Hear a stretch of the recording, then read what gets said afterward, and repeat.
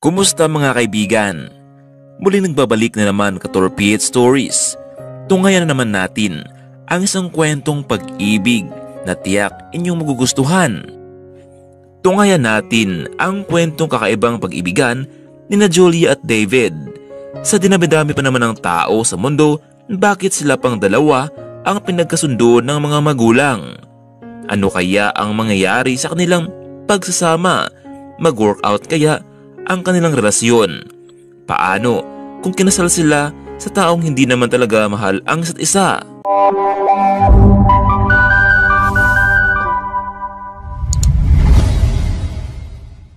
Isang sikat at kilala ang angkan nitong si David, kaya naman lahat ng bagay na kanyang naisin ay nakukuha niya. Samantalang si Julia naman ay anak ng isang simpleng businessman. Julia, gumising ka na. Malate ka na sa klase mo. Mamaya ay may pag-usapan tayo ni daddy mo. Saad naman ng kanyang ina. Pero ma'am, inantok na po ako eh. Gaano po ba kalaga ang sasabihin niyo sa akin? Bumangon na itong si Julia at nagtungo sa comfort room para maligo. Matapos ay dumiretso na ito sa kusina para kumain. Simple lamang ang kasuotan ng dalaga. Good morning ma'am, dad. Julia, kailangan natin mag-usap ng mami mo. Kinakabahan man tuloy ako kung ano man ang sabihin nila sa akin. Julia, huwag kang mabibigla sa sabihin namin. Marahil sa susunod na araw ay ikakasal ka na. Oo, dad, huwag naman pong ganun. Hindi ako nabibiro, Julia. Pasensya ka na. Kailangan nating maisalba ang negosyo natin dahil nalulugi na ito. Ipapakasal ka namin sa anak ng business partner ko sa negosyo. Pero ma'am, dad, ayaw kong ikasal ako sa taong hindi ko naman kilala. Isa pa, baka naman hindi maganda ang ugali ng lalaking iyon at saktan lang ako. Julia, kilala namin ang batang iyon. Tiyak na magkasundo kayo. Nakapagdesisyon na kami. Sa ayaw mo man at gusto mo ay ipapakasal ka namin. Ayaw mo mawala ang suporta mo, hindi ba? Kaya sumunod ka na lang. Napaluhan na lamang ako dahil kilala ko ang ugali ng aking ama. Hindi siya titigil hanggat hindi siya magtatagumpay.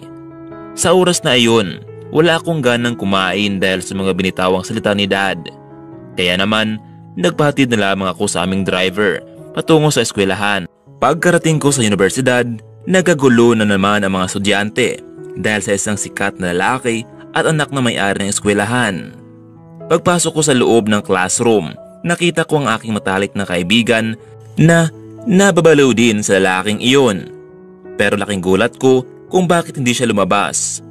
Kati, narin sa labas ang lalaking pinagtitilian mo pero bakit narito ka sa loob? Ay nako Julia. Nabalitaan ko kasi na kakasal na ang lalaking iyan. Kaya hindi ko na kailangan at ayaw ko na sa kanya. Kati, biruin mo. May nagkagusto pa sa lalaking iyan na ang sama na ugali. At Julia, alam mo naman kapag may kaya sa buhay, talagang habulin ng mga babae. Isa pa, gwapo naman siya, hindi ba? Matapos ng aming klase, umuwi na ako. Pero lagi kong naalala ang sinabi sa akin ni ma'am at dad tungkol sa kasal. Pero ang totoo, hindi ko pa kilala kung sino talaga ang lalaking yun na labis kong pinangambahan. Kinabukasan, hindi muna ako nila pinapasok sa klase dahil kailangan ko munang mag-ayos sa aking sarili. Ilang araw na lamang kasi ay ikakasal na ako sa unknown person. Pero laging pinapamukha sa akin ni ma'am na mabait ang taong iyon. Dumating na nga ang araw ng aming kasal at gaganapin ito sa isang sikat na beach resort sa aming lugar. Isa lamang sekretong wedding ito, kaya naman dinaluhan lamang ito ng pamilya. Habang naglakad ako sa baybayin ng dagat, suot ng isang napakagandang wedding gown. Hindi pa rin maalis sa aking isipan kung sino ang lalaking aking mapapangasawa. Nagpatuloy lamang ako sa aking paglakad patungong altar. Nasilayan ko ang isang lalaki na nakasuot ito ng isang magarang kasuotan marahil siya na nga ang magiging asawa ko. Napatitig ako sa kanya ng matagal at tila pamilyar sa akin ang pagmumukha ng lalaking iyon. Siya ang magiging asawa ko? Bakit siya pa? Ang lalaking pinagkaguluhan sa buong school. Nakita ko rin ang reaksyon ni David Lee, hindi siya makapaniwala na ako ang magiging asawa niya. Nasa gitna na kami ng altar, nakatayo at nakaharap sa isa't isa. Bigla niya akong hinalikan sa labi. Hindi niya alam na iyon ang una kong halik. Matapos ng aming wedding reception, nagtungo na kami sa bahay na regalo ng kanyang mami at daddy. Halatang sobrang yaman talaga ng kanilang pamilya. Sabay pa lamang regalo sa amin, milyon na ang halaga nito. Samantalang sa kwarto noon, itong si David, inisip niya kung saan niya huling nakita ang babaeng iyon, ang babaeng na pangasawa niya. Bakit yun pang babaeng iyon ang napili ma'am at dad? Ano bang meron sa babaeng iyon? Bakit siya pa ang secret wife ko? Dapat si Catherine na lamang ang maging asawa ko, ang totoo kong girlfriend. Kailangan ko siyang kausapin at walang dapat makaalam sa naging kasal namin. Maya-maya lamang, bukas na ang pinto at pumasok itong si Julia. Ikaw, bakit narito ka sa kwarto ko? Pwede bang doon ka sa guest room matulog? Walang imik itong si Julia at nagtungo na lamang sa guest room para doon magpahinga. Ang kasal na Julia at David ay isang kasunduan lamang ng pamilya dahil sa negosyo at may pagkakataon na matapos din ang kanilang wedding contract. Ilang araw lamang ang pananatili nitong si David sa kanilang bagong bahay dahil abala ito sa mga projects. Tuluyan na ngang nakatulog itong si Julia sa may guest room. Kinabukasan, sumilip ito sa kwarto ng asawa ngunit wala na ito roon. Nagtungo siya sa kusina para magluto. Ngunit nakita niya si David na roon ito sa may sala habang nanood ng TV. Nagpatuloy itong si Julia sa may kusina. Wala silang naging imikan nito ni David. Kung may tatanong lang siya, saka ito mag-uusap. Ang bagong bahay na bigay ng kanyang mami at daddy ay nabalutan ng katahimikan. Paano kasi wala kaming kibuan sa isa't isa dahil hindi naman talaga siya lubusang kilala. Ang alam ko lamang isa siyang mayabang na lalaki pagdating sa klase. Lumipas ng ilang araw, paggising ko, mali ko siyang sinulyapan sa kanyang kwarto, ngunit wala siya roon, maski na sa buong bahay. Marahil nauna na itong gumising at umalis dahil sa mga bagay-bagay. Naligo na ako. Hindi na lang ako magluluto, marahil sa kantina lamang ako kakain. Papasok na ako sa eskwela. Ilang araw din kasi akong hindi pumasok dahil sa secret wedding na iyon. Tinawagan ko ang aking driver para hatid sundo ako sa bahay patungo sa eskwelahan. Pagkarating ko sa campus, dumiretso agad ako sa kantin. Maya-maya lang, may tumawag at lumapit sa akin. Ang dati kong kaklase sa high school, si Jake, at ngayon kaklase ko rin dito sa university. Julia, kumusta? Napansin ko yatang ilang araw ka nang hindi pumapasok. Ano nangyari? Wala naman Jake. Medyo masama lang ang pakiramdam ko. Pero ayos na ako. Mabuti naman kung ganun Julia. Tara, kumain tayo. Treat kita. Habang nag-uusap kami nitong si Jake sa may kantin, nakita ko si David. Nakatingin sa akin mula sa labas. Kasama niya si Catherine, ang totoo niyang girlfriend. Sa bagay, sino ba naman ako para sitahin siya? Isa lamang akong secret wife at balang araw din ay maghiwalay din kami. Julia, maraming salamat nga pala sa time mo ha. Wala yun Jake, para yun lang. Biglang tumayo ang lalaki. Hinalikan nitong si Julia sa may pisngi. Bye Julia, magkita na lang tayo sa klase. Bigla tuloy kinilig itong si Julia sa mga oras na iyon. Ano kaya ang naging reaksyon ni David nang makita niya ang secret wife na may kasamang lalaki sa kantin? Bakit naman ako mangamba? Alam ko naman na may hangganan itong relasyon namin. Mula sa aking pagkatulala, may tumapik sa aking balikat. Walang iba kundi si Cathy, ang best friend ko. Julia, tara na. Pumasok na tayo. Ikaw ha, ilang araw kang hindi pumasok. Nasa loob na kami ng classroom habang natuturo ang aming professor. Wala ako sa aking sarili. Dahil nga ba ito sa paghalik ni Jake sa aking pisngi? Inamin ko na talagang gusto ko si Jake noon pa man. Hanggang ngayon nga pero heto dumating sa punto na taken na ako sa lalaking kinakasaran ko at walang pakialam sa akin. hanggang natapos ang buong maghapon sa campus. Nagtungo na ako sa parking area para hintayin ang driver na sundo sa akin. Ngunit nakita ko si David papasok sa kanyang kotse. Himalang hindi niya kasama ang babaeng iyon. Tinawagan ko si kuya dahil hindi pa ito nakarating. Hello ma'am, Julia. Pasensya na po kayo pero hindi kita masundo ngayon dahil may emergency po sa bahay. Nagpalandar po ako sa mami mo. Ganun ba kuya? Sige, magkukumute na lang ako. Habang naghintay ako ng masasakyan, tila may sumusunod sa akin. Ito kasi ang unang pagkakataon na magkukumute ako. Nabuti na lang at noon ang isang taxi. Nang makarating na ako sa bahay, nakita ko sa garahe ang kotse ni David. Agad na akong dumiretso sa guest room. Ngunit nagutom ako, kaya naman bumaba ako sa kusina para magluto. Mabuti na lamang at tinuruan ako ni ma'am kung paano magluto. Naroon ako sa kusina. Nakita ko siyang nakaupo sa may sala. Hindi man lang niya nagawang kumustahin ako. Maya-maya lamang habang ako nagluluto sa kusina, napansin kong may yapak na parating sa akin. Kaya naman naghaya ko sa kanya, pero parang baliwala lamang sa kanya iyon. Gusto ko siyang hiyayain kumain, pero baka tanggihan niya iyon. Kaya nag-iwan na lamang ako ng pagkain sa mesa, baka sakaling gustuhin niya ito. Matapos kong kumain, umakyat na ako patungong kwarto. Ngunit sa hagdan pa lamang ay nagkasulubong kaming dalawa. Kaya naisipan kong kausapin siya. David, baka gusto mong kumain? May naiwan akong pagkain sa mesa. Wala siyang sinabi sa akin ngunit ngumiti lamang siya. Nasa kwarto na ako. Ilang oras na ang nakalipas ngunit hindi pa rin ako dinadalaw ng antok. Pero pinilit ko na lamang pinikit ang aking mga mata. Kinabukasan, paggising ko, dating gawi. Wala naman siya sa bahay. Marahil ay nauna naman siya lumabas. Maya-maya lamang tumunog ang aking phone. Si Cathy pala ang tumawag. Hello friend, ang aga pa lang. Bakit ka napatawag?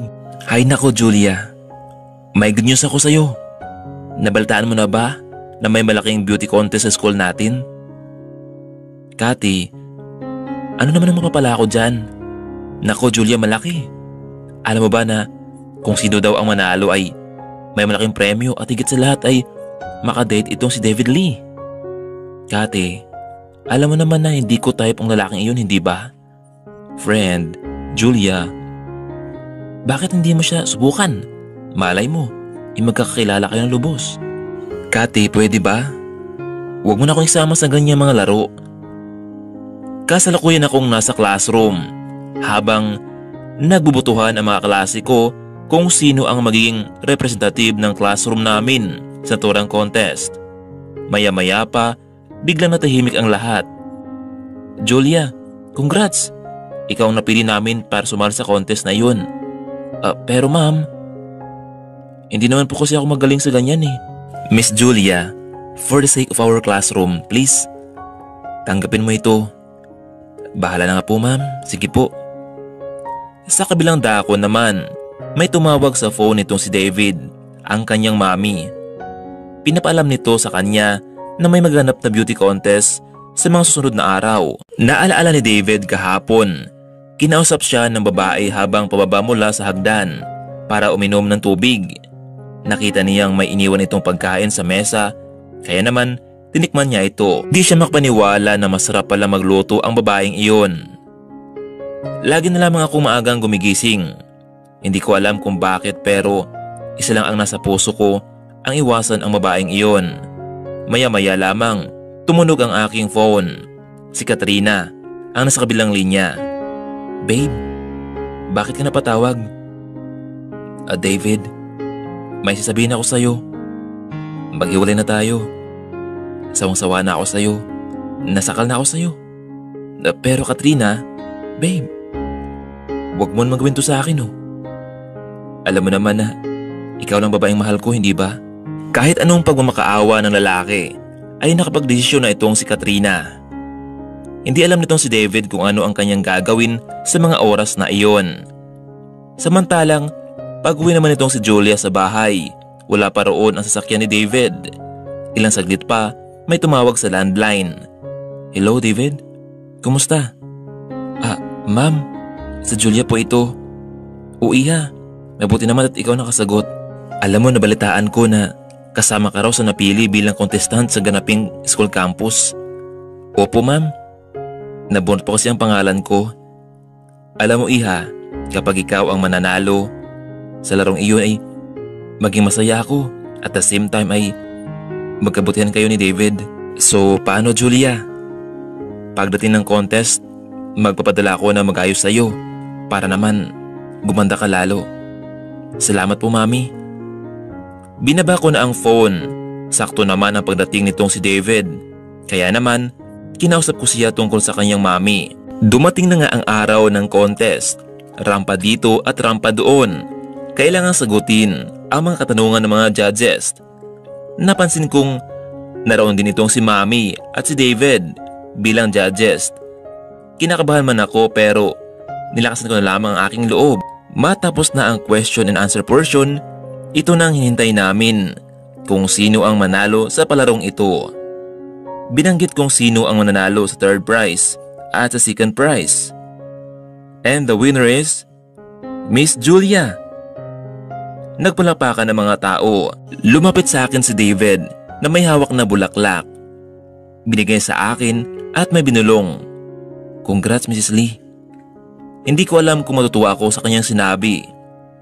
Nang matapos na ang contest, nagsiuwian na ang mga tao. Samantalang ako, hinihintay ko ang pagdating ng driver namin. Ngunit maya-maya lamang ay lumapit itong si David, sakay ng kanyang sasakyan. Tara, sakay na. Tinawagan ko na ang driver mo at isasabay na kita pauwi ng bahay. Ito na nga ba ang sinasabi ng mami ni David na tuluyan na silang magkasundo dahil sa date nilang dalawa. Makakalimutan na kaya ni David ang mapait na sinabi nitong si Catherine sa kanya. Pinasakay niya ako sa kotse, pauwi ng bahay. Grabe, ang galing mo pala Julia. Salamat David. Iyon ang unang pagkakataon na medyo naging mahaba ang aming conversation sa loob ng kotse. Nakarating na kami sa bahay. Dumiretso na ako sa guest room. Dala-dala ang isang bouquet na bulaklak.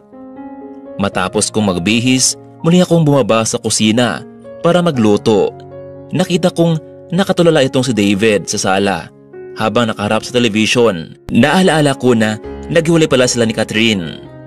Lumapit ako sa kanya na para bang may concern.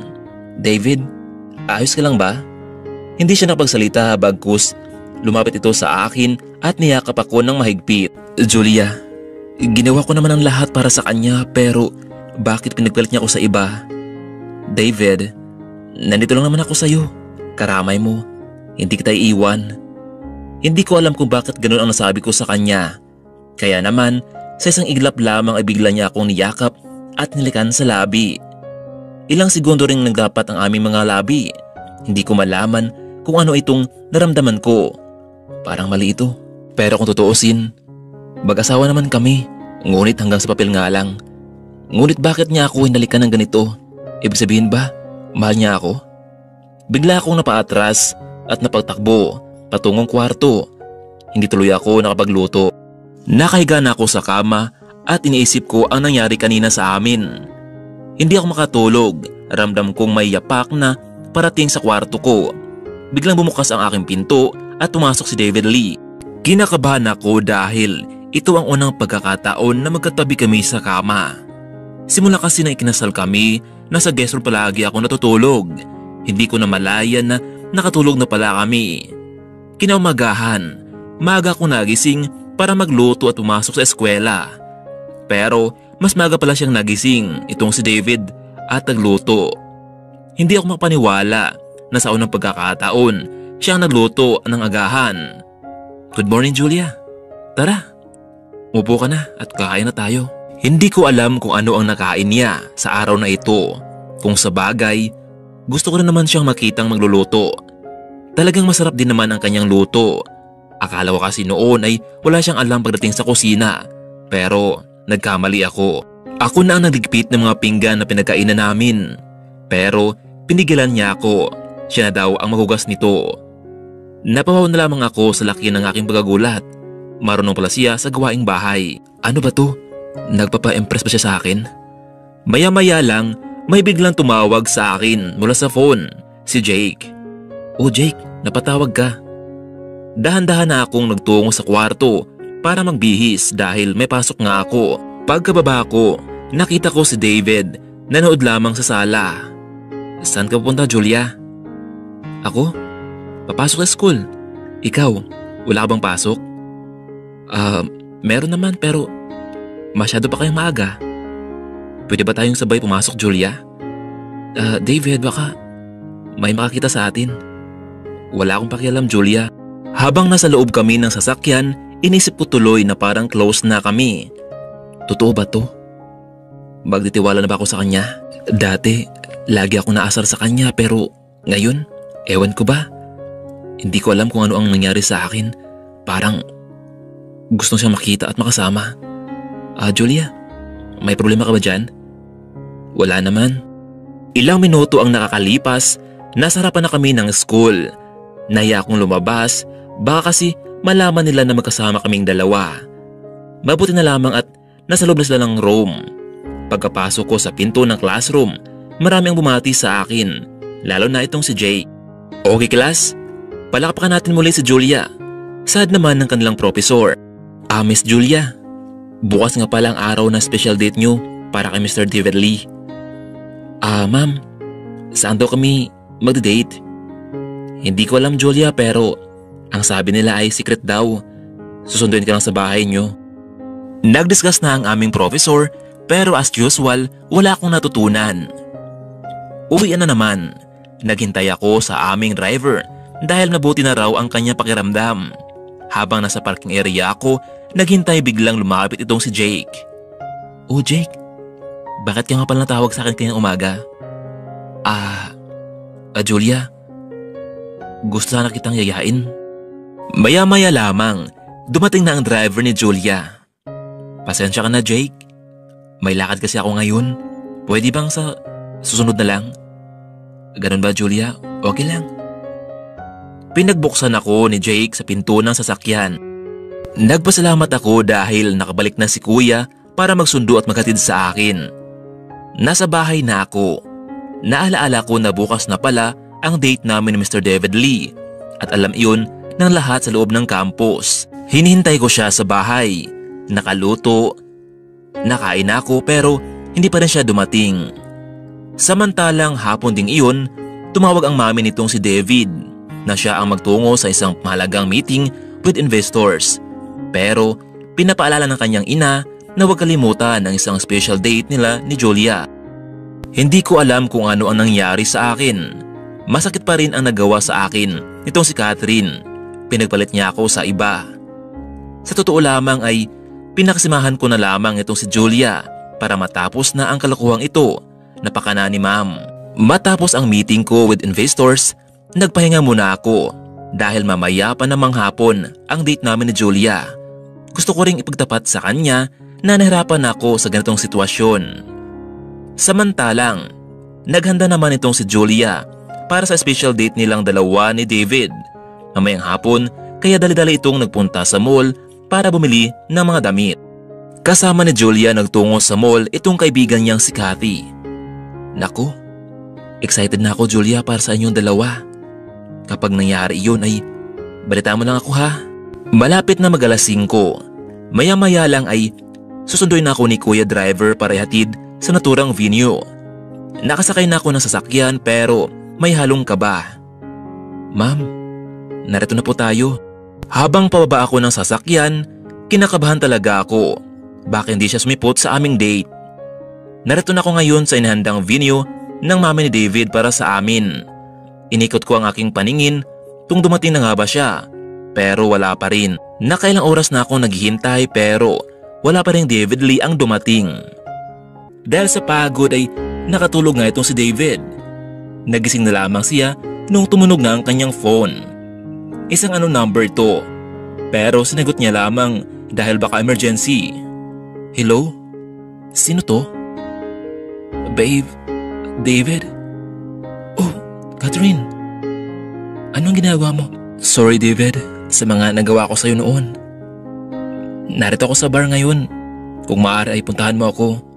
Mag-usap tayo. Binaba ko na ang phone. Paano to? May date ako ni Julia. Siguradong malagat ako kay ma'am nito. Bahala lang ako nung mangyari. Nandito na ako sa bar. Natagpuan ko na nga itong si Catherine. Lasing na lasing ito. Ano ba nangyari sa'yo? Bakit ka nagkaganyan? Samantalang, patuloy lamang sa paghihintay itong si Julia. Ngunit, na-realize niya na talagang hindi na maasahan at mapagkatiwalaan ang lalaking iyon. Ang hirap palang umasa. Kaya naman, siguro uwi na ako. Bahala na siya sa buhay niya. Ang ingot niyang yun, talagang pinaasa niya ako sa wala. Pagdating ko sa bahay, pumunta agad ako sa kusina para uminom ng tubig dahil nauhaw ako. Marahil dahil sa gigil at inis ko sa lalaking iyon. Napansin ko ang isang special na alak na nasa loob ng ref. Kaya naman, kinuha ko ito at nagtungo na ako sa terrace. Uminom ako sa unang pagkakataon. Nasa terrace na ako kahit gabi na ay napakaganda pala ng tanawin dito. Habang mainom ako, biglang may tumulong luha sa aking mga mata. Hindi ko alam kung dahil ba iyon sa alak o dahil sa masakit na aking ramdaman ngayon. Dahil sa kalasingan ay nakatulog na lamang ako sa may terrace. Kinabukasan nagising ako pero masakit ang aking ulo. Marahil nasobrahan ako sa alak na aking nainom. May pasok pala ako ngayon pero wala akong ganang pumasok. Pero ayoko namang maging kawawa sa harapan ng mga tao. Nakasigurado ako na malaman na ito na hindi ako sinipot ng lalaking iyon. Pumunta na ako sa kanyang kwarto pero wala talaga siya doon. Hindi ko alam kung saan siya ngayon. Bakit ba ako concerned sa kanya? Samantalang ako itong argabyado sa aming dalawa. Maya-maya lamang tumawag ang mami. Hello? Iya, anak. Kumusta ka na? Miss ka na namin ng papa mo. Ma'am, ayos lang po ako. Ma'am, siya nga pala. Kumusta pala ang malit nating negosyo? Hay naku iha, heto nga't mabuti naman at nakabawi na tayo mula sa pagkalugi natin noon. Anak, gusto ko makausap ni dad mo. Iha, kailan ka pa bibisita dito sa bahay? Ma'am, siguro within this week po pupunta ako. Sige anak, asahan kita. Nagluto ako sa kusina at kumain. Naisip ko na lamang na pumasok sa eskwelahan kahit masakit ang aking ulo. Samantalang nag-usap itong sina Catherine at David. Isa lamang daw yung misunderstanding ang nangyari sa kanilang dalawa. Ang totoo ay wala talaga siyang ibang boyfriend maliban sa kanya. Pero hindi niya alam na kasal na kami ni Julia. Bahala na. Hinatid ko si Catherine sa kanyang kondo. Ganun pa rin, parang walang nagbabago. Naroon pa rin ang nakasabit ang isang malaking litrato naming dalawa na noon pa na binigay ko sa kanya. Ang totoo ay nagkaayos na kaming muli ni Catherine. Hindi ko alam kung matutuwa ako sa naramdaman ko ngayon. Nang matapos ko siyang hinatid, bumalik na ako sa hotel kung saan ako nag-check-in para mapaghinga. Ngunit sumagi sa aking isipan ang date namin ni Julia. Kaya agad akong nagtungo noon sa venue. Pagkarating ko doon nakita kong maayos ang lahat. Marami nakahandang mga bulaklak pero madilim sa loob. Marahil ay umuwi na itong si Julia. Pagkagising ko tila masaya ang aking naramdaman dahil nagkabalikan na nga kami nitong si Catherine. Parang buo na muli ang aking araw. Maya-maya lang ay tumawag sa akin si ma'am. Good morning ma'am. Ang aga pa, ba't ka napatawag? Hoy David, nagmangmangan ka pa? Bakit hindi ka napunta sa date nyo kagabi? Ma'am, nakalimutan ko po eh. Lagot ka sa akin kapag nagkita tayo. Sabay off nitong call ni ma'am. Bahala sila. Wala naman akong pakialam sa babaeng iyon. Total, kasal lang naman kami sa papel. Basta ang mahalaga ay nagkabalikan na kami ni Catherine. Nagbihis na rin ako para pumasok sa eskwela. Samantalang, bumaba na rin itong si Julia mula sa sakyan. Nagsuot siya ng earphone nang sa ganun ay hindi niya marinig ang mga balita. Siguradong pagchismisan siya dahil hindi natuloy ang date nila kagabi. Pagpasok ko sa classroom, naroon si Jake naghintay sa akin. Good morning Julia. Kumusta ang lakad niyo? Mabuti naman Jake. Mabuti naman Julia kung ganun. Siya nga pala Julia. Pwede ba akong sumabay sa'yo mamayang kumain ng lunch break? Oo naman, Jake. Natapos ng aming klase. Hinintay ko si Jake para sabay kaming kumain sa kantin. Julia, sorry ha. Natagalan ako sa exam natin. Ikaw, ang bilis mong natapos ha. Ang totoo, marami din akong hindi nasagutan sa exam. Nasa loob na kami ng kantin. Tila may nagkagulo na naman. Hindi ko na lamang iyon pinansin. Habang nag-order itong si Jake na pagkain, heto ako parang tulala at nag-iisip ng malalim dahil sa nangyari kagabi. Kumain na kami ni Jake. Maya-maya lang ay may dumaan sa aming harapan na tila pinag-usapan ako. Hoy girl, alam niyo ba kagabi? May nasagap akong balita na hindi raw natuloy yung date nila ni David. Nakakaawa naman siya. Tumingin na lamang ako kay Jake at ngumiti. Salamat sa treat mo, Jake ha. Okay lang, Julia. Ang totoo ay masaya nga ako dahil pumayag kang sumabay ako sa pagkain mo.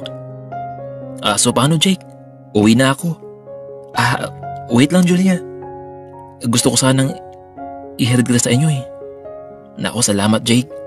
Pero nandiyan si Kuya, naghintay sa akin sa labas.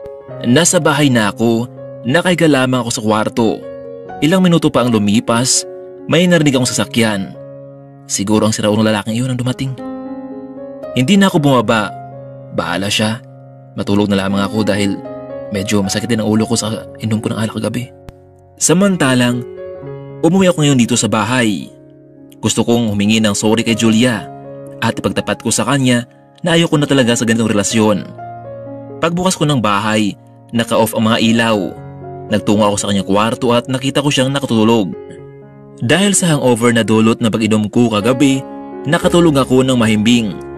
Hindi ko na nagawang kumain ng hapunan. Kinabukasan, nagising ako at dahil Sabado ngayon, walang pasok. Naisipan kong dumalaw sa aking mga magulang. Medyo matagal ko na rin silang hindi nakikita. Bumaba na ako sa sala. Nakita ko si David. Ewan ko ba pero nasaktan ako kapag nakikita siya. Nagkape muna ako bago nagtungo sa bahay namin ni Mom at Dad. Samantalang nakita ko naman ito si Julia, pababa mula sa sala. Gusto ko sanang ipagtapat sa kanya ang katotohanan na ayaw ko na sa ganitong relasyon. Pero parang may humadlang pa rin sa isip ko na huwag ito ituloy. Gusto ko siyang i-divorce si Julia ngunit parang naawa ko sa kanya. Matapos nagkape itong si Julia, umalis na ito. Hindi niya nagawang nagpaalam sa kanyang asawa at nagtungo na sa dati nilang bahay. Samantalang, naisipan din naman itong si David na pumunta muna sa bar para makipag-isip ng mabuti. Tuluyan na kayang i-divorce nitong si David itong si Julia. Ano kaya ang ipagtapat ng daddy ni Julia kung makauwi na siya sa dati nilang bahay? Magkaroon pa kaya ng kapayapaan sa buhay mag-asawa? Iha, mabuti at narito ka na. Ma'am, Dad, I miss you so much po. Anak, kumusta ka na? Mabuti naman po, Ma'am, Dad. Siya nga pala ang asawa mo, si David. Kumusta naman? Ayos lang po, Ma'am. Iha, pasensya ka na talaga sa nagawa namin sa iyo noon. Alam ko naman talaga na hindi ka masaya sa naging resulta nito, hindi ba? Pero anak, gusto namin na maging masaya ka. What if magbakasyon ka muna sa ibang bansa? Gusto namin na makabawi kami sa mga nagawa namin sa iyo noon. Daddy, honestly lang po, hindi na ako masaya sa pagsasama namin ni David. Gusto ko po sanang mag-file ng divorce sa kanya. Anak, sigurado ka ba sa desisyon mo? Opo, Dad. Pero kailangan ko muna siyang kausapin. Anak, kung saan ka masaya, sige. Ikaw ang bahala. Maya-maya lamang may tumawag sa phone nitong si Julia. Kaya naman, agad nitong sinagot. Ang mami ni David. Bakit kaya? Hello, Ma'am. Bakit po? Iha, Julia. Pagpasensya mo ng anak ko ha. Alam kong hindi ka sinipot nito nung sa date nyo. Ayos lang po, Ma'am. Alam ko naman po na hindi siya pupunta doon. Marahil ay nakipagkita siya sa dati niyang girlfriend. Julia, ikaw ang asawa ng anak ko. Walang karapatan ng babaeng iyon para mangimasok sa buhay niyong mag-asawa. Please, Julia, puntahan mo ang anak ko. Nasa bar siya ngayon. Balita ko kasi nalasing siya kaya please, kunin mo siya. Ganon ba ma'am? Sige po. Muli na ako nagpaalam sa aking mga magulang. Dad, ma'am, alis muna ako. Kakausapin ko si David tungkol sa divorce namin. Napayo ko na lamang ang kanyang mga magulang. Pagpasok ko sa bar, nakita ko nga itong si David na nakaupo, ngunit lasing na ito. Lumapit ako sa kanya. David, tara na, umuwi na tayo. Julia, ikaw pala. Mabuti naman at nandito ka. Tara, inom muna tayo. No David, lasing ka na. Iuwi na kita. Tumayo ang babae para hilain ito, pero pinigilan siya ng lalaki, kaya naman siya ang napaupo. Bigla siyang nalikan ng lalaki. Hindi niya alam kung ano ang gagawin, kaya naman tumugon na lamang siya sa halik ng asawa. Hindi niya naisip kung nasaan na sila roon, pero laking gulat ni Julia. Nasa bahay na pala sila. Ngunit bilang isang babae, may something na naramdaman siya sa mga oras na iyon. Kaya naman, ginawa nilang dapat mangyari bilang mag-asawa. Kinabukasan, maagang nagising itong si Julia. Ngunit napansin niyang may katabi siyang lalaki. Walang iba kundi si David at wala silang saplot. Agad siyang tumayo at nagbihis. Ngunit bago pa siya umalis sa kwarto, nakita niyang isang maliit na sobre sa mesa at binuksan niya ito. Divorce paper? Bakit? Ito ba ang gusto ni David? Isang divorce paper? Kaya naman sa mga oras na iyon, pinirmahan niya agad ito. Kailangan niyang umalis agad sa kwarto para hindi magalit sa kanyang lalaki. Kailangan niyang kalimutan ang nangyari sa gabing iyon para agad siyang makalis sa poder ng lalaki. Hindi ko na kayang masaktan pa. Kailangan ko na siyang pakwalan para naman sumaya siya. Niligpit ni Julia ang mga gamit at umalis na sa bahay na iyon at nagtungo sa kanyang mga magulang. Ilang oras na ang lamipas, nagising na rin itong si David. Masakit ang kanyang ulo, gawa ng sobrang lasing ito kagabi. Naalaala ni David na may kausap siyang babae sa bar at inuwi niya ito sa bahay at may nangyari nga sa kanila. Paglingon niya, wala nang babae sa kwarto. Nakita niyang may dugo sa kumot. Ano? Ako ang nakauna sa kanya? Paano to? Kung magbunga nangyari sa amin, kailangan ko siyang mahanap. Pero paano si Catherine at si Julia? Hindi ko alam kung anong gagawin ko ngayon. Bumaba muna ako sa kusina para magluto at kumain. Medyo masakit pa rin ang ulo ko dulot ng hangover kagabi. Matapos kong kumain, naisip kong puntahan ang kwarto ni Julia kung nakauwi na ba siya.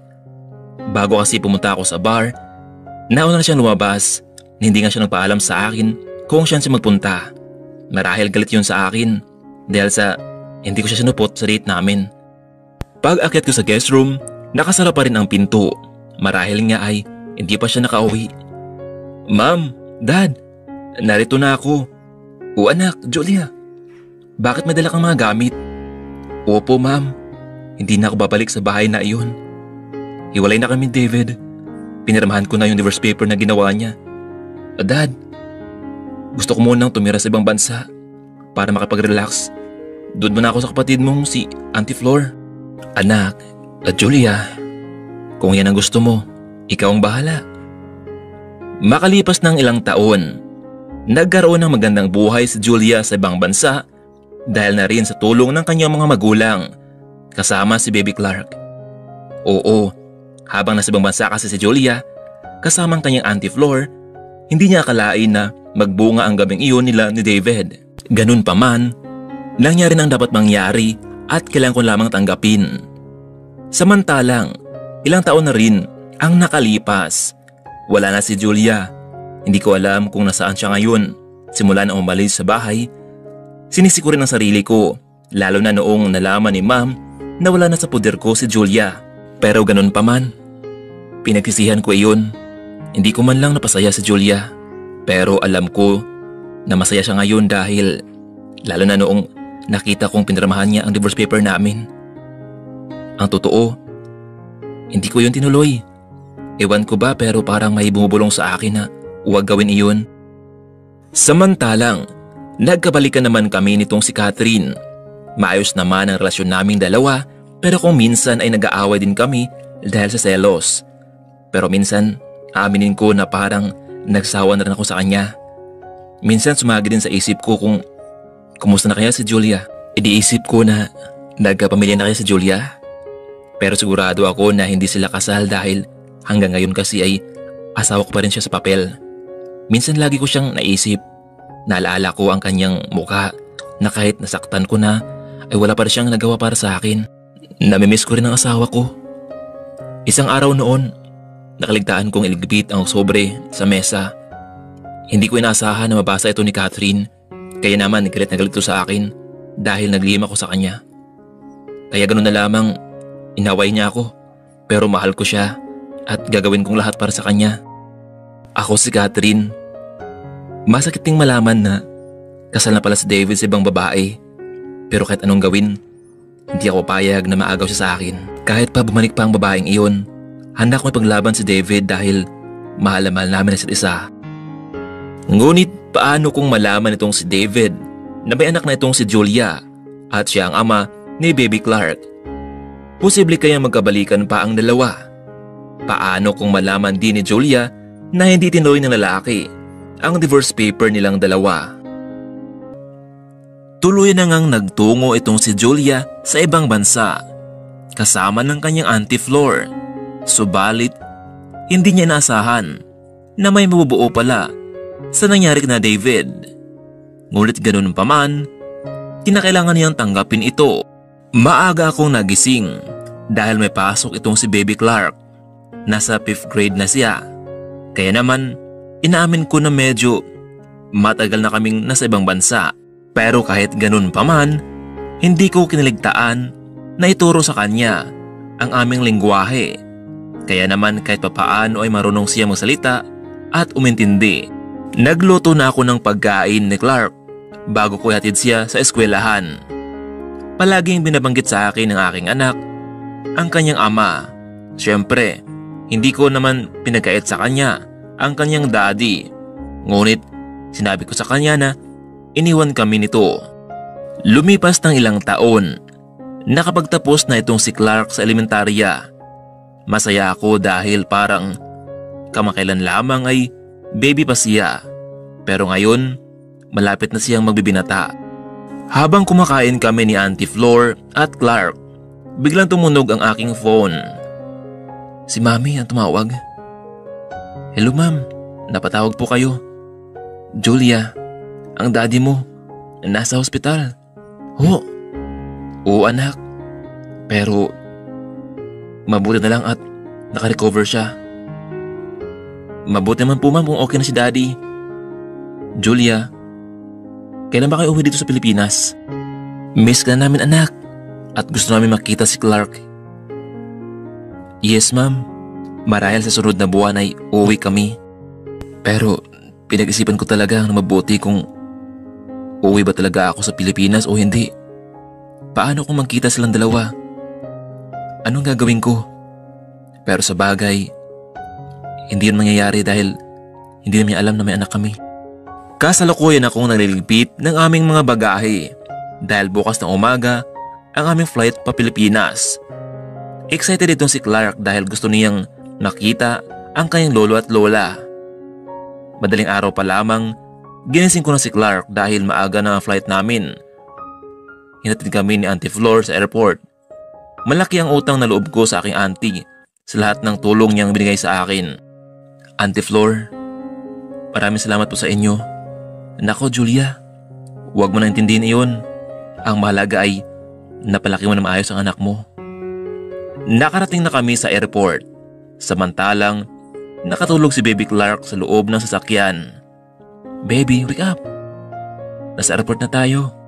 Bumaba na kami ng sasakyan at niyakap ko muna itong si Auntie Flor. Ilang minuto ang lumipas, nasa loob na kami ng eroplano. Medyo mahaba-haba rin ang aming biyahe, kaya muli muna kami natulog ni Clark. Halos 8 oras din ang aming hinintay bago kami nakarating ng Pilipinas. Pagbaba namin ng eroplano ay talagang kinakabahan naman ako. Ilang taon kasi akong nawala at ngayon ako bumalik sa Pilipinas. Sumagi sa isipan ko na baka malaman ni David na may anak na kami. Pero hindi ako papayag na makuha itong si Baby Clark sa akin. Sinundo kami ng driver ni Ma'am sa airport. Ma'am Julia, kumusta po kayo? Kuya, ikaw pala. Eto po at mabuti naman. Ma'am, where's Lolo and Lola? Baby, nasa bahay pa sila. Ma'am Julia, siya na ba yung anak niyo ni Dave? Please kuya, kung ano man ang nakikita mo ay pwede bang huwag mo na itong pagsabi? Wala pong problema, Ma'am Julia. Alam ko pong kung ano ang naging buhay niyo kasama ng lalaking iyon. Maraming salamat kuya. Sumakay na kami ng sasakyan patungong bahay. Nadatnan ko si Dad habang nasa sala. Dad! Julia, I miss you. I miss you too, Dad. Nasaan si Ma'am? Ayun, sa kusina. Nagluluto. Eto na ba si Clark? Opo, Dad. Nako, Julia. Hindi makaila na kamukha nga niya. Oo, Dad. Kamukha ng lalaking iyon. Pero, hindi niya malalaman ito. Ilang buwan ang lumipas, nakapasok na rin itong si Clark sa bago niyang eskwelahan. Hindi ko alam kung bakit excited si Clark para pumasok sa panibagong eskwelahan. Marahil siguro natutuwa ito sa mga bagong kaklase. Samantalang, nasa isang coffee shop naman itong si David kasama ng kanyang kaibigan. Pare, balita ko ay nagkamalabuan na kayo nitong si Catherine. Oo pare. Hindi ko nang alam anong gagawin ko eh. Siya nga pala David. Balita ko ay nakawin na raw ang ex-wife mo. Ano? Paano mo naman nalaman? Alam mo kasi, si Kate yung girlfriend ko. Siya ang kaibigan ng ex-wife mo. Totoo nga ba o baka naman sabi-sabi lamang yan? Tumawag kasi itong si Julia sa kaibigang si Kate noong mga oras na iyon at nangamusta ito sa kanya. Nagsimula na ang klase nitong si Clark kaya hatid sundo ito ni Julia. Pagkatapos ay nakipagkita nga ito sa kanyang kaibigan sa mall. Nakaupo ito sa food court habang hinihintay ang pagdating nitong si Cathy. Ngunit laking gulat nitong si Julia dahil may kasama itong kaibigan. Walang iba kundi itong si Ray, ang kanyang boyfriend pala. Maya-maya lamang may tumawag sa phone nitong si Ray. Hello mga pare, nasaan ba kayo? Nasa mall ba kayo? Nasaan banda dahil narito rin kami ngayon. Kasama ko ang girlfriend ko. Kinakabahan itong si Julia. Baka sakaling naroon kasi si David kasama ng mga barkada niya at hindi niya gustong makita ito. Pagkatapos nilang magkita nitong si Cathy ay lumabas nito ng mall at dumiretso sa paaralan ni Clark. Minsan inisip ko na nakabubo na ba ako o hindi pa. Pero wala naman talagang namumuo sa aming dalawa. Isa lamang iyong kasunduan. Kasalukuyan akong naghihintay kay Clark sa labas ng eskwelahan. Biglang tumawag itong si Jake sa akin. Siya ang kasama ko noon sa tuwing kailangan ko na makakausap. Hello Jake.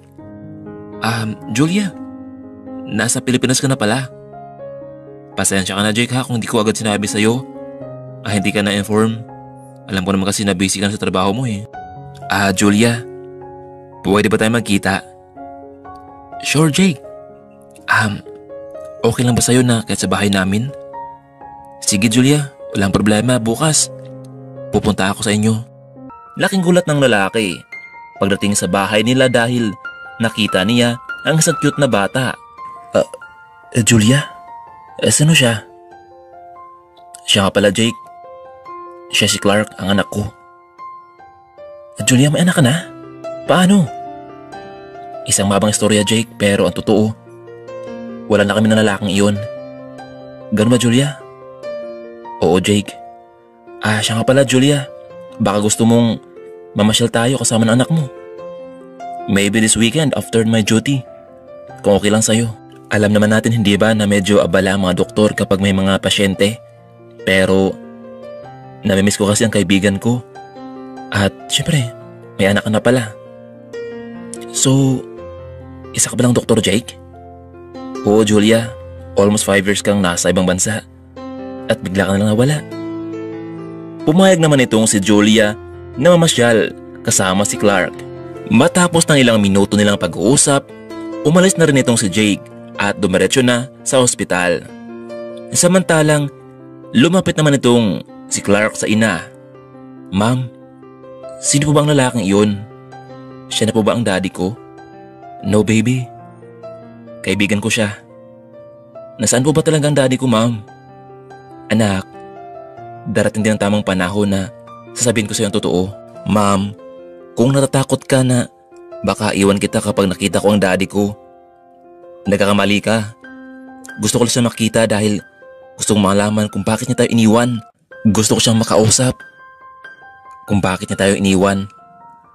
Hayaan mo anak, ipapakilala na kita sa kanya. Malapit na. Samantalang, habang naghanda ako para pumasok sa opisina, ginising ko muna itong si Clark. Oo, inilipat na sa akin ni Daddy at Mommy ang pangalan ng malit naming napundar na kumpanya. Baby, wake up na. Gusto mo bang sumama sa akin sa office? After ng work ko ay mamasyal tayo. Sa pagsabi noon sa kanya, bigla itong tumayo. Yes ma'am, sasama po ako.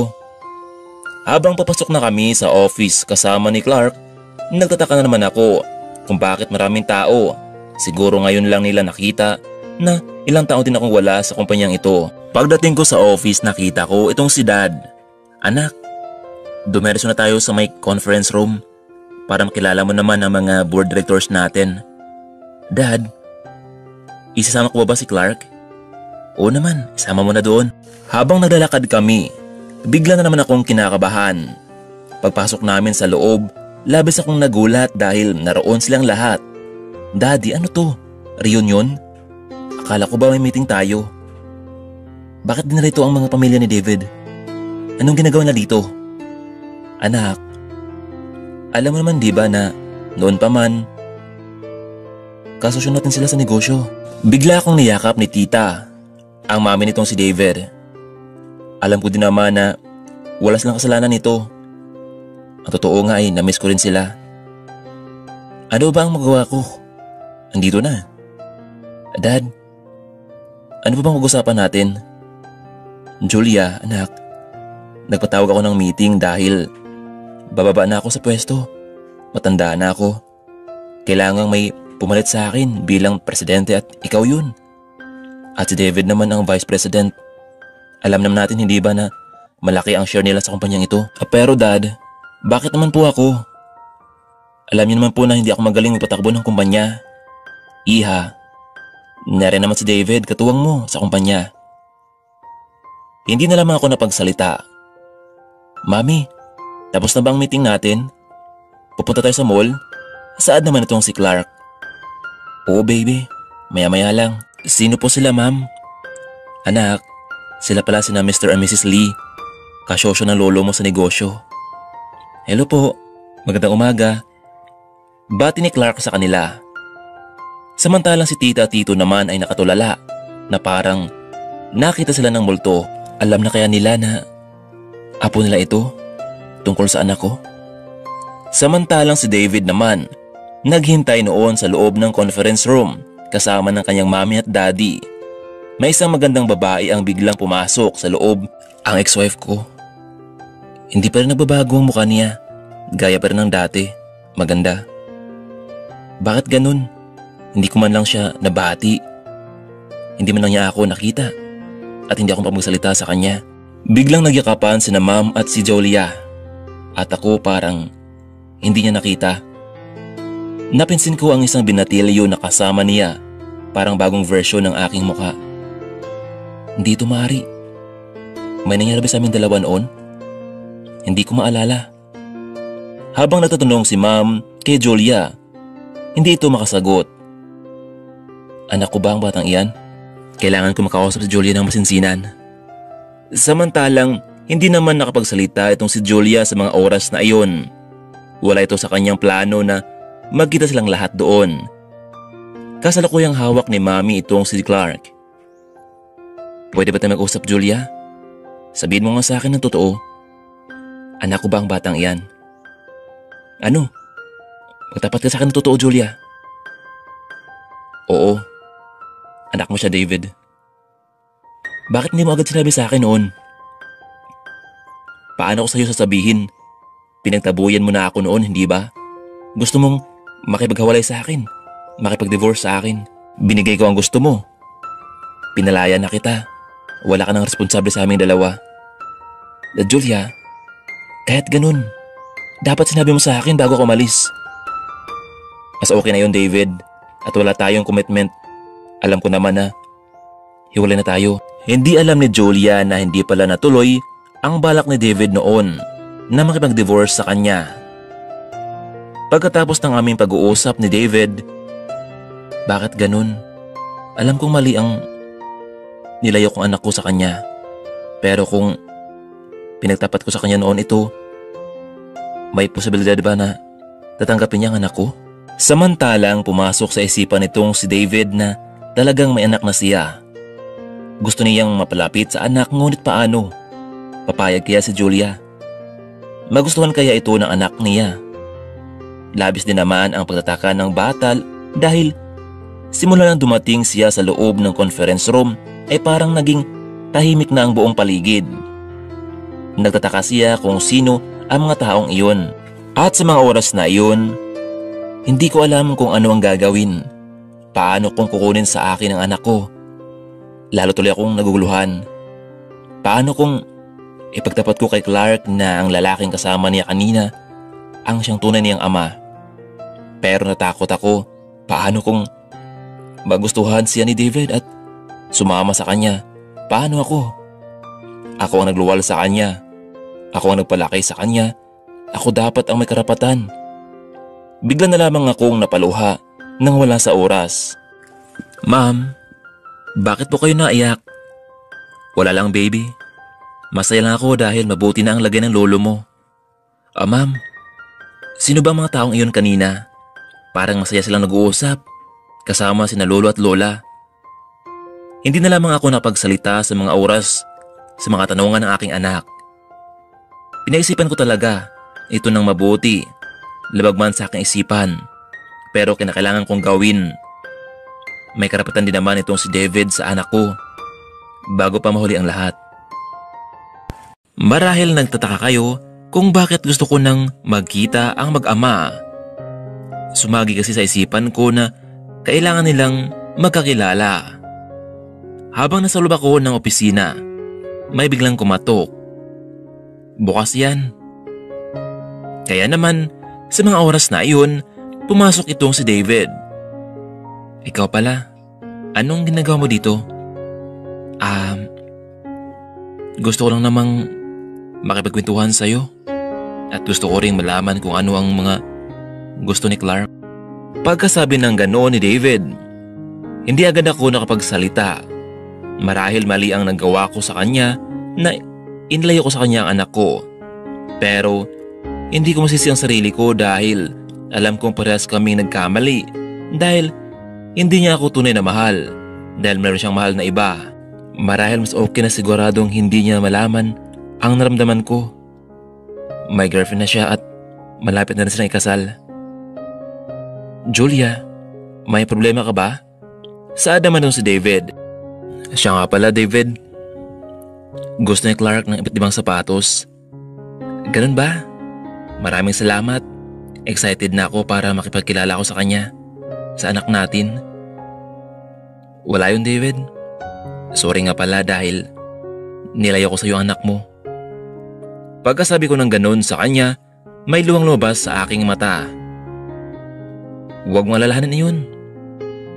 Sorry din nga pala sa nagawa ko sa iyo, Julia. Dahil hindi kita hinabol noon. E di sana nakasama kita at anak ko. Wala yun, David. Sige. Marami pa akong gagawin sa office. Magkita na lang tayo sa Sabado. Tuloy na nang umalis itong si David sa office ni Julia. Ano ba yan? Puso, tumigil ka na nga. Kailangan makamove on ka na sa ginawa ng lalaking iyon sa'yo. Huwag kang magpakatanga sa lalaking iyon. Magtrabaho ka na lang. Sad naman ang kanyang isip. Habang natatrabaho ako, hindi ko na malaya na alas 5 na pala Kailangan kong umuwi ng maaga para pagluto ko si Clark ng paborito niyang pagkain. Habang inayos ko ang mga gamit namin ni Clark, kinausap ko rin siya. Clark, gusto mo na bang makita ang daddy mo? Talaga po, ma'am? Oo. Sige po, ma'am. Gusto ko siyang makita at itanong ko sa kanya kung bakit tayo iniwan. Anak, basta huwag kang magalit sa kanya ha. Alam mo Clark, ako ang may kasalanan kung bakit hindi kayo nagkita.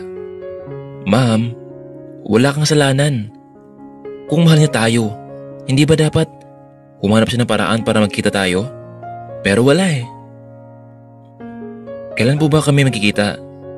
Sa Sabado, Clark? Hindi ko naintindihan si ma'am.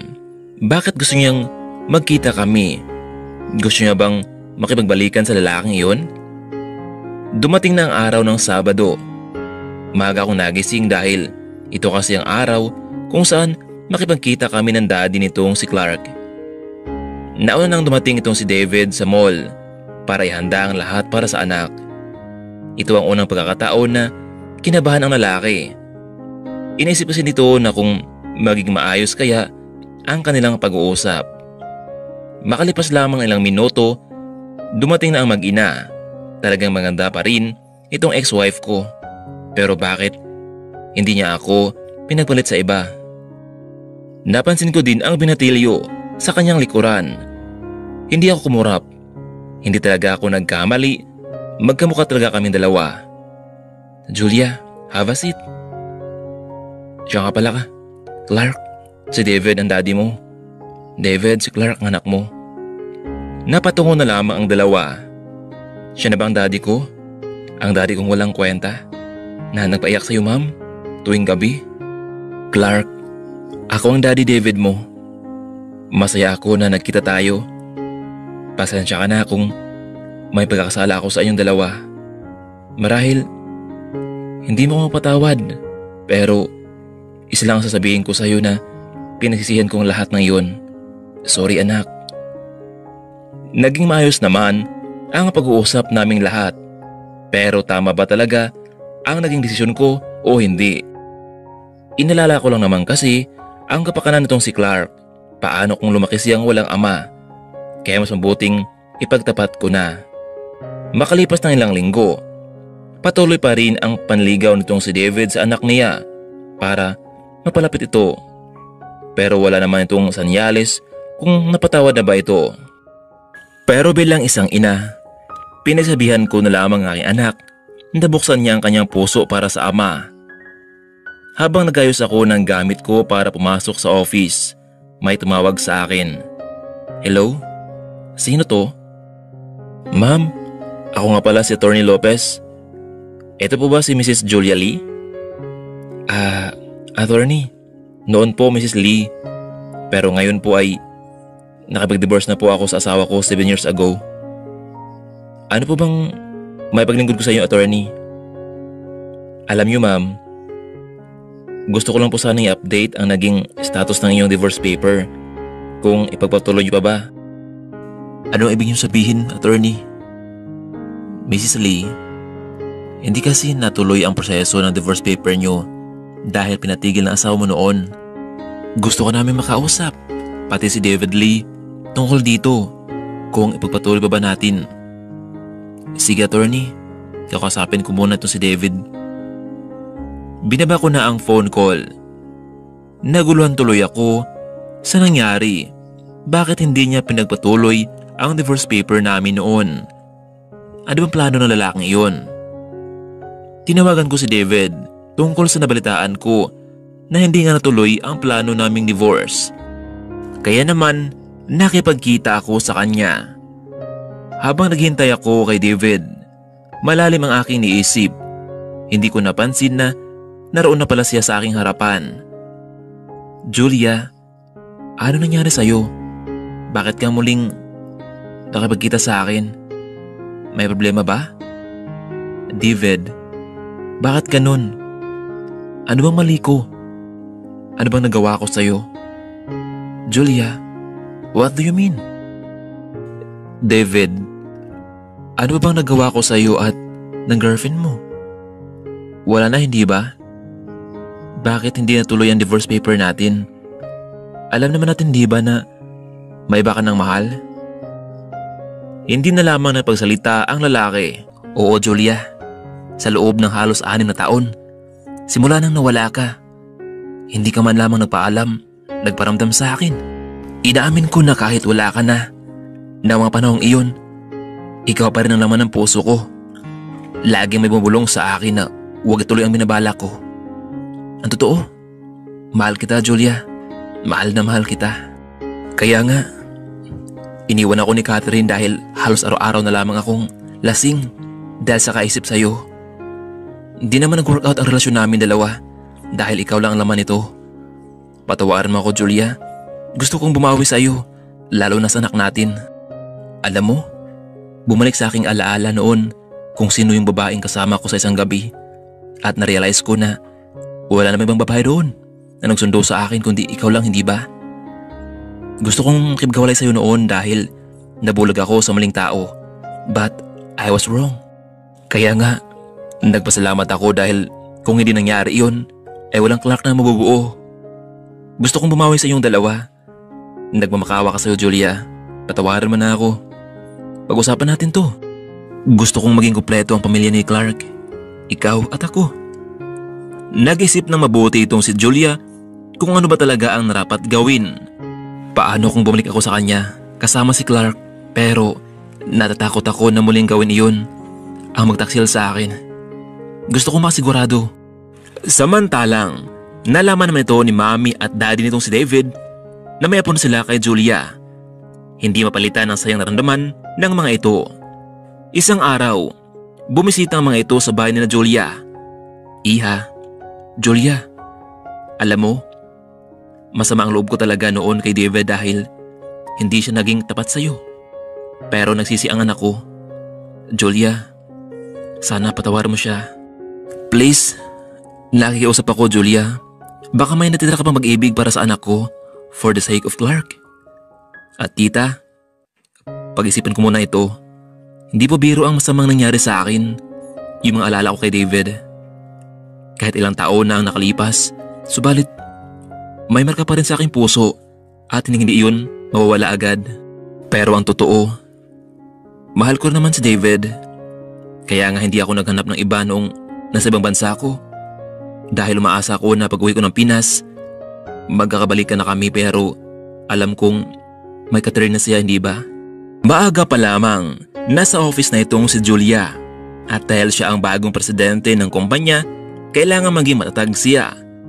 Sa mga oras na iyon, hinanap niya ang vice president at walang iba kundi si David. Ito kasi ang katuwang niya sa kumpanya. Ilang minuto ang nagdaan, may tumawag sa kanya ang mami nitong si David. Hello, Julia? O tita, bakit po? Iha, si David, nasa ospital ngayon. Oh? Bakit? Ano nangyari? Lasing siya kagabi, Iha. Bumangga ang kanyang sasakyan. Sa mga oras na iyon, hindi ko alam pero may takot din akong naramdaman. Sige tita, pupunta kami nitong si Clark sa ospital. Nang makarating na kami sa ospital, tita, kumusta po si David? Iha, hanggang ngayon di pa siya nagising. Ginawa naman ng doktor ang lahat pero nakadepende pa rin yun sa response ng katawan nitong si David. Tita, pwede ko bang makausap ang doktor? Mamaya, Iha, babalik din siya at mag-obserba kay David. Habang pinagmasdan nila ang lalaki, biglang napaiyak itong si Clark. Ma'am, is it daddy still alive? Yes, Clark, hoping na magising ang daddy mo. Ma'am, please, do anything for dad. I want my dad, ma'am. Maya-maya lamang, may kumatok sa pinto. Dok, pasok po kayo. Kumusta ang anak ko? Paglingon nitong si Julia, hindi niya nakala na si Dr. Jake ang kanyang kaibigan noon ang may hawak ng pasyente. Jake, pakiusap, gawin mong lahat para sa asawa ko. Don't worry, Julia. Ginagawa namin ang lahat para kay Mr. David Lee. Salamat, Doc. Halos 3 linggo na ang nagdaan. Kasalukuyan pa rin nasa emergency room ang lalaki. Ngunit hindi sila nawalan ng pag-asa na isang araw ay gigising ito at muli nilang makasama. Nanalangin ang lahat na sana bigyan siya ng tsansa na mabuhay sa mundong ito. Pinapangako sa'yo, David. Muli nating buhayin ang pamilya natin. Kaya gumising ka na, please. Kailangan ka ni Clark bilang ama. Kailangan kita, David, please. May mga bagay talaga na hindi natin inaasahan na mangyari kung may babalik lang sana ang panahon para maitama ang pagkakamali. Isang buwan ang nakalipas. Hindi nila sukat akalain na muli pang magising itong si David. Talagang pinagbigyan pa siya ng tadhana para muling makasama ang pamilya sa mundo. Julia, Clark, Mami, ano nangyari sa akin? Parang asakit ng katawan ko. Iho, halos isang buwan kang nakoma. Masaya kami anak dahil gumising ka na. Ano ba nangyari sa akin, Ma'am? Anak, nabangga ka dahil sa kalisingan mo. Ma'am, naalala ko noon ang lahat. Hindi ako lasing noon, Ma'am. Nagtungo lang ako sa bar para mag-relax. Pero nakita ko si Catherine na sa mga oras na iyon. Gusto niya makipagbalikan sa akin pero tumanggi na ako. Nagalit siya sa akin dahil ayaw ko nang makipagbalikan sa kanya. Kaya sa oras na iyon, nauna siya lumabas sa bar. Akala ko ayos ng lahat. Habang nakasakay ako sa sasakyan, biglang nawalan ng preno at iyon ang dahilan kung bakit ako nabunggo. Nagkaroon ng investigasyon sa naging aksidente nitong si David at napatunayan nga ito dahil sa CCTV camera. Dahil sa matibay na ebidensya, napatawan ng parusang pagkakulong itong si Catherine. Labis ang pagpasalamat ng pamilya dahil naging maayos na ang lahat. Nagkabalikan nga itong sina Julia at David at nabuo ang kanilang pamilya. Ika nga, happy together. Minsan, hindi talaga maiwasan na may mga bagay na dapat nating i-give up. May mga bagay na dapat nating ipagpatuloy. Kaya naman sa kwento ni David at Julia, minsan, nakaka-relate tayo kung paano masaktan at muling bumangon sa buhay. Mga kaibigan, maraming salamat sa walang humpay ninyong pagsuporta sa aking munting channel. Hanggang sa susunod pa nating mga kwentong pag-ibig. Maraming salamat sa inyong lahat. Hanggang dito lamang muna at paalam.